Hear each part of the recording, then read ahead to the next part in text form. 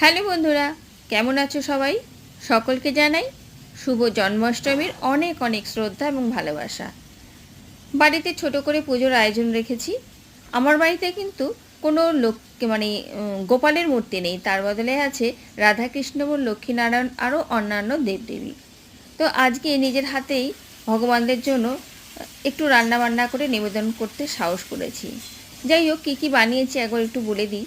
দেখো, এখানে বানিয়েছি লুচি, তালের ক্ষীর, তালের বড়া, মালপোয়া, সুজি, ফলমূল, তারপরে দই মিষ্টি ইত্যাদি তো থাকেই। তার সাথে সাদা মাখন, যেটা খুব পছন্দ করে। সমস্ত কিছু দিয়েছি, সুন্দর করে মালা পরিয়েছি। আর ঠাকুরঘরটা দেখতে আমার খুব ভালো লাগছে। দেখো তোমাদের কেমন লাগলো, আর কার কার বাড়িতে কীভাবে পুজো করেছো, কীভাবে সাজিয়েছো, কমেন্ট করে জানিও। আজকের মতো এই পর্যন্ত থাকছে, আবার দেখা হচ্ছে কালকে।